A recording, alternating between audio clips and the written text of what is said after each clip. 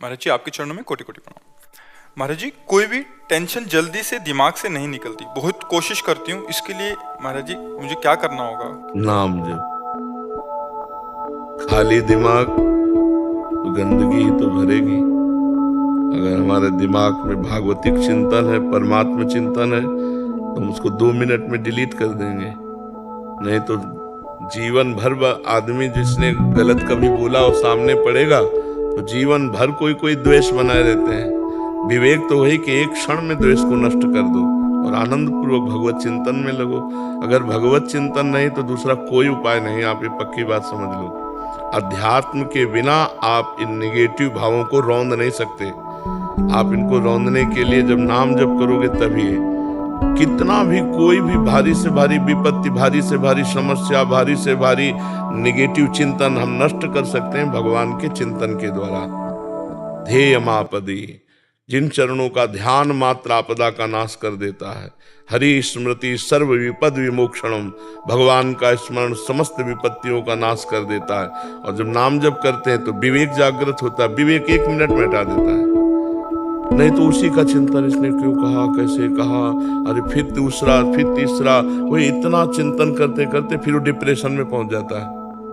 ये over thinking रोकने के लिए नाम जप अत्यंत आवश्यक है। इस लोक और परलोक में आनंदित रहने के लिए, दिमाग शांत और शीतल रखने के लिए हमें भगवान का चिंतन, चाहे वो राम जपो, कृष्ण जपो, हरि जपो, जो नाम जपो, बिना नाम जप किए तब लग कुशल न जीव कहूँ, सपने हूँ मन विश्राम, जब लग भजत न राम कहूँ, शोक धाम तज काम। ये शोक का धाम है संसार, कामनाओं का जाल बिछा हुआ। एक बात पूरी हुई 2 खड़ी हो गई, 2 पूरी हुई 4 खड़ी हो गई, और बार बार उसी का चिंतन करते हुए हमारा जीवन व्यर्थ चला जा रहा है। हम आनंद को तो जान ही नहीं पा रहे। आनंद किसे?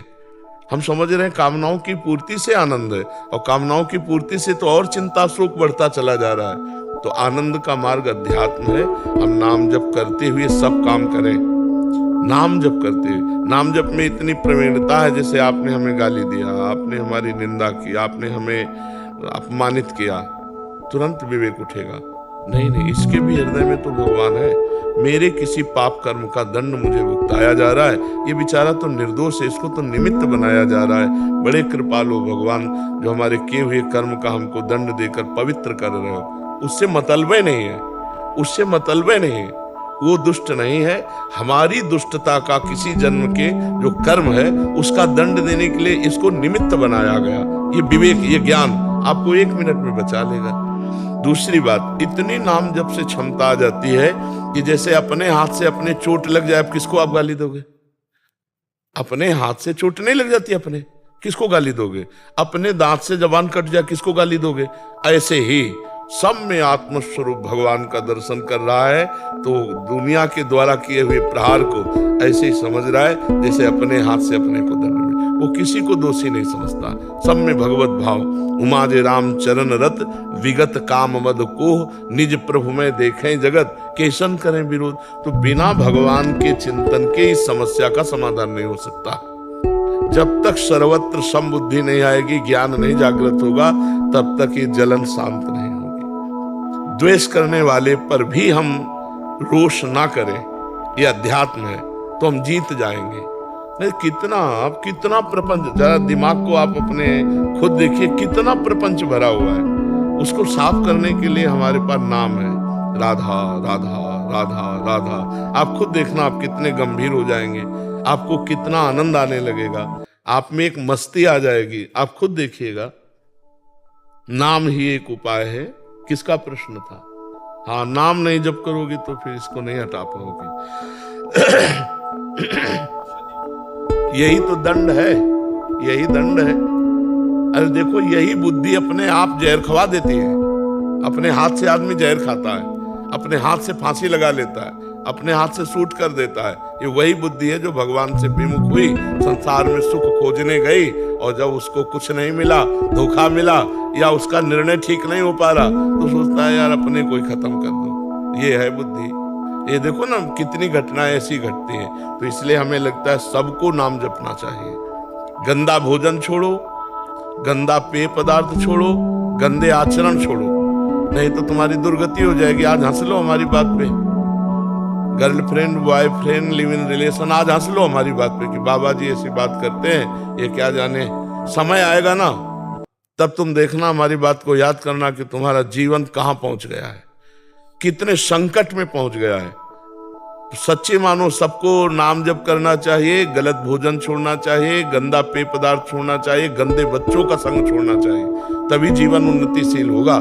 जो 20 वर्ष के पहले ही ब्रह्मचर्य खो देता है वो गृहस्थी लायक नहीं रहता।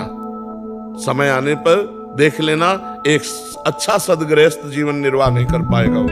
तो आज हमारी समाज बिगड़ती चली जा रही, खान पान बिगड़ते चले जा रहे हैं। बच्चों को देखो ना, जब बच्चों की पसंद बोले चाउमीन क्या कहते हैं, और नूडल पिज्जा, ये पसंद है, तो हम अच्छा पदार्थ जैसे रोटी दाल चावल सब्जी, ये शुद्ध जो घर के, ये पसंद नहीं आते। बहुत संभल करके भोजन, बहुत देखो, जैसा खाओ अन्न वैसा बने मन, जैसा पियो पानी वैसी बने वाणी, जैसा करोगे संग वैसा चढ़ेगा रंग। तो आज हमारा संग भी गड़बड़, मोबाइल जो चाहो देख लो, और मोबाइल में तो पूरा संसार है, जो चाहो सर्च करो देख लो। और खान पान तो देख ही रहे हैं, पवित्र हो रहा है। और पान की तो पूछो मत, पीने के लिए तो मतलब नए नए बच्चे, छोटे छोटे बच्चे सब अपेय पदार्थ पीने लगे। हाँ, तो इनसे बचे तो ठीक है, नहीं तो बुद्धि निगेटिव ही चिंतन कराएगी। तो हमें लगता है कि आप नाम जप कीजिए, पवित्र भोजन कीजिए, तो इससे आप देखना फिर आपका निगेटिव भाव शांत करने के लिए विवेक जागृत हो जाएगा, वो तत्काल शांत कर देगा।